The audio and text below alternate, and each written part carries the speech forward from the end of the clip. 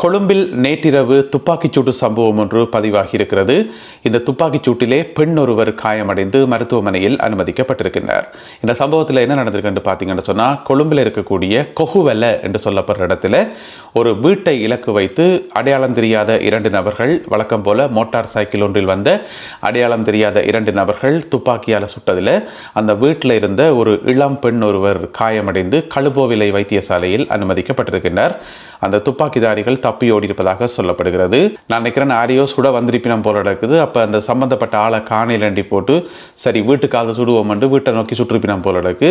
அதனால எதிர்பாராத விதமாக இந்த பெண் காயமடைந்திருக்கின்றார். போலீசார் இது சம்பந்தமான விசாரணைகளை மேற்கொண்டு வருகிறார்கள். முன்னாள் அமைச்சர் ஜோன்சன் பெர்னாண்டோவினுடைய மகன் ஜொஹான் பெர்னாண்டோ கைது செய்யப்பட்டிருக்கின்றார். நிதியியல் குற்றப்புலனாய்வு பிரிவால் இவர் கைது செய்யப்பட்டிருக்கின்றார். இவருடைய தந்தையாராகிய முன்னாள் அமைச்சர் ஜோன்சன் பெர்னாண்டோவும் கைது செய்யப்பட இருப்பதாக சொல்லப்படுகிறது. ஆனால் அவர் தலைமறைவாகி இருக்கின்றார். எங்க ஓடி ஒழிச்சிட்டார் என்று தெரியல. இப்ப அவரை கைது செய்யறதுக்கு 5 போலீஸ் குழுக்கள் களத்திலே இறக்கப்பட்டு அவர்கள் தீவிரமாக தேடி வருவதாக சொல்லப்படுது. அப்ப ஏன் முன்னாள் அமைச்சர் ஜோன்சன் பெர்னாண்டோவை கைது செய்யணும் என்று சொன்னா, அவர் அமைச்சராக இருந்த காலத்தில் அதை நீங்களே ஊகிக்க முடியும். ஏதாவது லஞ்ச ஊழல்ல ஈடுபட்டிருப்பார், சட்டவிரோதமாக சொத்து குவிச்சிருப்பார். இங்கேயும் அதே கேஸ் தான். என்னென்னு சொன்னா, கூட்டுறவு மற்றும் உள்நாட்டு வணிக அமைச்சராக இருந்தவர் ஜோன்சன் பெர்னாண்டோ. அப்ப வர்த்தகத்துறையில் அமைச்சராக இருந்த அமைச்சர் சொல்லவா வேணும். என்ன செய்கிறார் என்று சொன்னா, சத்தோச நிறுவனம் இருக்குத்தானே, அந்த சத்தோச நிறுவனத்துக்கு சொந்தமான ஒரு லொரி ஒன்றை தன்னுடைய சொந்த தேவைக்கு பாவிச்சிருக்கிறார். ஏனென்றா அவரும் ஒரு சொந்தமா ஒரு கம்பெனி ஒன்று வச்சுக்கிறார். அப்போ அந்த கம்பெனி தேவைக்கு டிரான்ஸ்போர்ட்டுக்கு ஒரு லொரி தேவை தானே. அப்போ தன்னுடைய சொந்த லொரியை ஓடினா அதுக்கு தேவையில்லாமல் டீசல் அடிக்கணும், செலவுகள் தானே.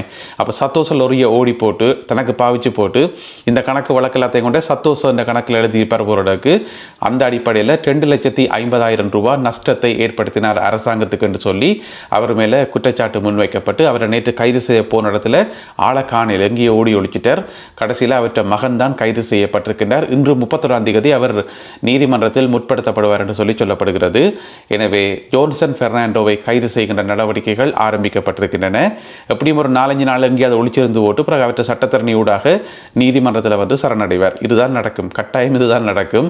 எங்குமே ஓடி ஒழிக்க முடியாது. எனவே கடந்த காலத்தில் இதுதான் நிறைய பேருக்கு நடந்திருக்கிறது. தேசபந்து தென்னக்கோன்ல இருந்து கனவேர் இந்த மெதட்டு தான் பாவிச்சவே ஒரு 5-6 நாளைக்கு ஒழிச்சிருப்பினோம். அதுக்குள்ள ஒழிச்சிருந்தோண்டு லோயர் மேர் எல்லாத்தையும் அரேஞ்ச் பண்ணி போட்டு அப்படியே போயிட்டு நீதிமன்றத்தில் சரணடைவினோம். எனவே ஜோன்சன் பெர்னாண்டோ நீதிமன்றத்தில் சரணடையும் செய்திக்காக காத்திருப்போம். ஒரு அதிர்ச்சியூட்டும் ஆய்வறிக்கை ஒன்று வெளியாகி இருக்கிறது. இந்த ஆய்வறிக்கையில் என்ன சொல்லப்பட்டிருக்குன்னு சொன்னா, போலீஸ் உத்தியோகத்தர்களுக்கு தானே, அவர்களில் கணிசமான போலீஸ் உத்தியோகத்தர்களும் இராணுவத்தில் இருக்கக்கூடிய கணிசமான இராணுவத்தினரும் போதைப் பொருட்களுக்கு அடிமையாகி இருக்கிறார்கள் என்று சொல்லி இந்த ஆய்வில் சொல்லப்பட்டிருக்கிறது. ஆய்வை மேற்கொண்டவர் யார் என்று பார்த்தீங்கன்னு சொன்னால், களனி பல்கலைக்கழகத்தில் இருக்கக்கூடிய ஒரு பேராசிரியர். அவருடைய பேர் டாக்டர் மனோஜ் ஜினதாச, அதாவது கலாநிதி Manoj Jinadasa. Mass communication department என்று சொல்லப்படுற பிரிவினுடைய தலைவராக இருக்கின்றார் களனி பல்கலைக்கழகத்தில். அவர் மேற்கொண்ட ஒரு ஆய்வறிக்கையில் தான் இந்த தகவல் சொல்லப்பட்டிருக்கு. என்று சொன்னால், இராணுவத்தில் இருக்கக்கூடிய கணிசமானாக்களும் போலீஸில் இருக்கக்கூடிய கணிசமானாக்களும் போதைப் பொருட்களுக்கு அடிமையாக இருக்கின்றார்கள். பல விதமான போதைப் பொருட்களை அவர்கள் பாவித்துக் கொண்டிருக்கிறார்கள் என்று சொல்லி இந்த ஆய்வறிக்கையில் சொல்லப்பட்டிருக்கிறது. அது மட்டும் இல்லாமல் இந்த சம்பந்தப்பட்டவர்களுடைய குடும்ப உறுப்பினர்களில் ஒரு சில குடும்ப உறுப்பினர்களும் போதைக்கு அடிமையாக இருக்கிறார்கள் என்று சொல்லியும், அல்லது போதைப் பொருள் வர்த்தகத்தில் ஈடுபடுகின்ற ஆக்களோட தொடர்பில் இருக்கிறார்கள் என்று சொல்லியும் இந்த ஆய்வறிக்கையில் கண்டுபிடிக்கப்பட்டிருக்கிறது. உங்களுக்கு தெரியும், போலீஸ் ஆர்மிக்குள்ள ஏற்கனவே தாராளமாக போதைப் பொருள் ஊடுருவித்தான் இருக்குது. அதிலேயும் கிட்டல பார்த்தீங்கன்னு சொன்னால் கிட்டத்தட்ட ஒரு 400 வரையான போலீஸ் உத்தியோகத்தர்கள் அவர்களுக்கு இந்த போதைப் பொருள் கும்பலோட தொடர்பு இருக்கு என்று சொல்லி சட்டவிரோதமான முறையில் அவர்களே நிறைய சொத்துக்கள் சேர்த்து வச்சுக்கிறார்களாம். இப்போ போலீஸில் ஒரு சம்பளம் கொடுப்பினம் தானே, அந்த சம்பளத்தை விட எக்கச்சக்கமான சம்பளம் எல்லாம் இந்த பாதாள உலக குழுக்களோடையும் போதைப் பொருள் குழுக்களோடையும் தொடர்பு வச்சு சேர்த்து வச்சிருக்கணுமா. அப்ப அவர்களுக்கு எதிரான விசாரணைகள் ஆரம்பிக்கப்பட்டன்னு சொல்லி இப்ப நாங்களே சொல்லியிருந்தாங்க ஒரு 4-5 நாளைக்கு முதல் செய்தியில. இதுவரைக்கும் 20 போலீஸ் உத்தியோகத்தர்கள் மேலான விசாரணை நடந்து முடிஞ்சிருக்காம். எல்லாருமே அளவுக்கு அதிகமான சொத்துக்கள் வச்சிருந்தார்கள் என்று சொல்லி அந்த அடிப்படையில் பார்த்தீங்கன்னு சொன்னா, போலீஸுக்குள்ளேயும் இராணுவத்துக்குள்ளேயும் இந்த போதை என்றது நல்லாவே ஊடுருவி இருக்கு என்று சொல்லி இந்த பேராசிரியர் தன்னுடைய ஆய்வறிக்கையில் சொல்லியிருக்கார். அது மட்டும் இல்லாமல் பாதுகாப்பு அமைச்சிருக்கு தானே, அவைக்கு ஒரு ரெக்கமெண்டேஷன், ஒரு பரிந்துரை ஒன்று கொடுத்திருக்கிறார் இந்த பேராசிரியர் என்னன்னு சொன்னா உடனடியாக நடவடிக்கையில் இறங்க சொல்லி, அதாவது இதுல சம்பந்தப்பட்ட போலீஸ் உத்தியோகத்தர்கள் மற்றும் இராணுவத்தினர் உடனடியாக ஒரு புனர்வாழ்வுக்கு அனுப்பி அல்லது அவர்கள் மேலே ஏதாவது ஒரு நடவடிக்கை எடுத்து உடனடியாக செயல்பட சொல்லி பாதுகாப்பு அமைச்சுக்கு இந்த பேராசிரியர் பரிந்துரைகளை வழங்கியிருக்கின்றார். இந்த ஆய்வினுடைய அடுத்த கட்ட ஆய்வு, இரண்டாம் கட்ட ஆய்வு எதிர்வரும் பிப்ரவரி மாதம் மேற்கொள்ளப்படும் என்று சொல்லியும் இந்த பேராசிரியர் சொல்லியிருக்கின்றார். யோசிச்சு பார்த்தோம் என்று சொன்னா, போலீஸ்லையும் இராணுவத்துக்குள்ளேயும் போதைப்பொருள் ஊடுருவிருக்குன்னு சொன்னா பிறகு அவர்கள் செயல்பட்டு எப்படி மற்ற ஆட்களை கைது செய்யறது, எப்படி சாதாரண குற்றவாளிகளை கைது செய்யறது தானே. அரசாங்கத்துக்கு இன்றைக்கு டிசம்பர் மாதம் 31 மிக மிக முக்கியமான ஒரு நாள். அதாவது இந்த வாழ்வா சாவா போராட்டம் என்று சொல்லுவது தானே, அதே மாதிரி ஒரு மிக முக்கியமான நாள் இன்றைக்கு அரசாங்கத்துக்கு. என்னென்னு சொன்னால், கொழும்பு மாநகர சபையினுடைய வரவு செலவு திட்டம் 2வது தடவையாக இன்றைக்கு சமர்ப்பிக்கப்பட இருக்கிறது. போன கிழமை சமர்ப்பித்து அது தோல்வி அடைஞ்சது. அது நாடு முழுவதும் மிகப்பெரிய அதிர்வலைகளை உருவாக்கியிருந்தது. என்னென்னு சொன்னால், நாட்டினுடைய தலைநகர் கொழும்பு மாநகர சபை அங்கேயே என்பிபிக்கு தோல்வியா என்று சொல்லி, ஏன்னா எதிர்கட்சிகள் எல்லாம் ஒன்று சேர்ந்து 3 மேலதிக வாக்குகளால் தோற்கடிக்கப்பட்டாச்சு. அப்போ அது ஒரு பெரிய அதிர்ச்சியான விஷயம் தானே. எனவே இன்றைக்கு மீண்டும் சமர்ப்பிக்கப்படும் என்று சொல்லி கொழும்பு மாநகர சபை மேயர் சொல்லியிருக்கிறார்.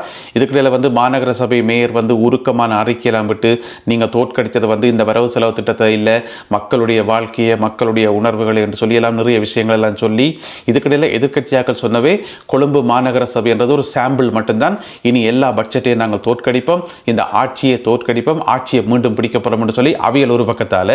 எனவே இன்றைக்கு மீண்டும் 2வது தடவையாக சமர்ப்பிக்கப்பட இருக்கிறது வரவு செலவு திட்டம் கொழும்பு மாநகர சபையில். இன்றைக்கு என்ன நடக்க போகுது என்றதான் எங்களுக்கு முன்னால் இருக்கக்கூடிய ஒரு பரபரப்பான கேள்வியாகும். இன்னும் ஒரு சில மணி நேரங்களில் அது தெரிய வரும். தையிட்டி திஸ்ஸ விகாரையினுடைய விகாராதிபதி நந்தராம தேரர் ஊடகங்களுக்கு ஒரு சில கருத்துக்கள் சொல்லியிருக்கார். என்ன சொல்லியிருக்காருன்னு சொன்னால், இந்த தையிட்டி விகாரை சம்பந்தமாக, அந்த பிரச்சனை சம்பந்தமாக ஆய்வு செய்கிறதுக்கு அரசாங்கத்தால் ஒரு குழு ஒன்று நியமிக்கப்பட்டிருக்கிறது. அந்த குழு தங்களுடைய ஆய்வுகளை மேற்கொண்டிருக்கணும். ஒருவேளை அந்த குழு தன்னுடைய ஆய்வறிக்கை என்ற முடிவில் இது சட்டவிரோதமான விகாரை தான் என்று சொல்லுவார்களாக இருந்தால் அதனை ஏற்றுக்கொள்வதற்கு தான் தயாராக இருக்கிறேன் என்று சொல்லி அவர் சொல்லியிருக்கார். அதாவது அந்த குழு சொல்லணும் இது சட்டவிரோதமான விகாரை என்று.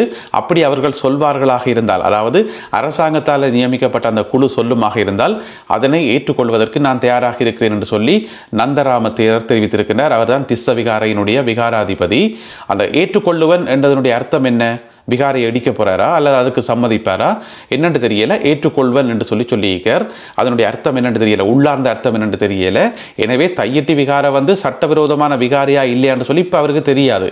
இந்த குழு ஆய்வு செய்து முடிவு செய்தால் தான் அவருக்கு தெரிய வருமாம் என்று சொல்லி, எனவே அது ஒரு பக்கம் இருக்க, இப்ப வாரம் 3ஆம் தேதி புதுசா சிலைகள் எல்லாம் கொண்டு வைக்க போயினோம், வேறு ஏதோ பெரிய பூசைகள் எல்லாம் செய்ய போயினோம் என்று சொல்லி செய்திகள் வந்துருக்கு தானே. அதை இவர் மறுத்திருக்கிறார். இல்ல அப்படியெல்லாம் எதுவுமே செய்ய மாட்டோம், புதிதாக எந்த விதமான கட்டுமானமும் செய்கிற அளவில் இல்லை, புதிதாக பூசைகள் ஒன்றும் செய்ய மாட்டோம், வழக்கமாக பௌர்ணமியில செய்கிற அந்த பூசை மட்டும் தான் செய்வோமே தவிர வேறு எதுவுமே புதுசா செய்ய மாட்டோம். எனவே இந்த குழுவினுடைய தீர்ப்புக்காக நாங்கள் காத்திருக்கிறோம் என்று சொல்லி ஒரு அறிக்கை ஒன்றை வெளியிட்டிருக்கிறார். எனவே எங்களுக்கு என்ன விளங்குது என்று சொன்னா, அந்த சொல்லுவினம் பந்தை மற்ற பக்கம் உருட்டி விடுறேன். அதே மாதிரி இவர் இப்ப அரசாங்கத்தின் பக்கம் பந்தை உருட்டி விட்டுக்கார். அரசாங்கம் சொன்னா நான் ஏற்றுக்கொள்றேன் என்ற மாதிரி சொல்லியிருக்கிறார். எனவே பொறுத்திருந்து பார்ப்போம் அந்த குழுவினர் என்ன சொல்ல போயினும். இந்த தையிட்டி விகாரைக்கு என்னதான் தீர்வு என்றதை பொறுத்திருந்து பார்ப்போம். உள்நாட்டு இறைவரி திணைக்களம் பெரும் சாதனை ஒன்றை படைத்திருக்கிறது. அதாவது இதுவரை காலமும் இல்லாத அளவில், வரலாற்றில் கடந்த 93 வருடங்களாக இல்லாத அளவுக்கு மிகப்பெரிய வருவாயை ஈட்டியிருக்கின்றார்கள் உள்நாட்டு இறைவரி திணைக்களம். இந்த 2025ஆம் ஆண்டில் எவ்வளவு வருமானம் என்று கேட்டீங்கன்னு சொன்னா 2203 பில்லியன் 2203 பில்லியன் ரூபாய்கள் வருமானமாக ஈட்டியிருக்கிறார்கள். போன வருஷத்தோட ஒப்படைக்குள்ள 33 பில்லியன் ரூபாய் மேலதிகமாக வருமானம் கிடைச்சிருக்காம். அது 15% வளர்ச்சியாம் என்று சொல்லி உள்நாட்டு இறைவரி திணைக்களம் அறிவித்திருக்கிறது. எனவே அவர்களுடைய அந்த சேவையை பாராட்டும் விதமாக ஜனாதிபதி அனுரகுமார திசாநாயக்க அவர்கள் நேற்று 30ஆம் தேதி காலமே உள்நாட்டு இறைவரி திணைக்களத்துக்கு சென்று அங்கு இருக்கக்கூடிய அதிகாரிகளோட கதைச்சு அவர்களுக்கு தன்னுடைய வாழ்த்துக்களையும் தெரிவித்திருந்தார். ஜனாதிபதி அனுரகுமார திசாநாயக்க அவர்கள் மக்கள் பெருமளவு நம்பிக்கை வைத்து, அரசாங்கத்தின் மேல நம்பிக்கை வைத்து வரிகளை கட்டி வருகிறார்கள் என்று சொல்லி அவர்கள் சொல்லியுள்ளார்கள். அடுத்ததாக இன்றைய கருத்தோவியம். இதில் பார்த்தீங்கன்னு சொன்னால் ரணில் விக்ரமசிங்கே நிற்கிறார். அங்கால ஒரு பேர் பலகை ஒன்று இருக்குது, பாராளுமன்றம் என்று சொல்லி எழுதப்பட்டிருக்கிறது. அப்போ ரணில் விக்ரமசிங்க முதுவை பிடிச்ச ஒரு ஆள் தள்ளி விடுறார் பாராளுமன்றத்தை நோக்கி, இந்தா என்று சொல்லி தள்ளி விடுறார், பாராளுமன்றத்துக்கு போங்கோன்னு சொல்லி. ஏனென்றால் ரணிலை மீண்டும் பாராளுமன்றத்துக்கு கொண்டு வரத்துக்கு பல முயற்சிகள் எல்லாம் நடந்து கொண்டிருக்குது. எனவே ரணில் விக்ரமசிங்கே மீண்டும் பாராளுமன்றத்துக்கு வருவாரா? அப்படியே வந்தாலும் அதில் ஏதாவது பிரயோசனம் இருக்குமா? அவரால் எதையாவது சாதிக்க முடியுமா என்றதை நாங்கள் பொறுத்திருந்தான் பார்க்கணும். எனவே இந்த ஒரு கருத்தோவியம் மற்றும் இன்றைய காணொலியில் பகிர்ந்து கொள்ளப்பட்ட செய்திகள் தொடர்பான உங்களுடைய கருத்துக்களை மறக்காமல் கீழே எழுதுங்கள். மீண்டும் சந்திப்போம் உறவுகளே. நன்றி, வணக்கம்.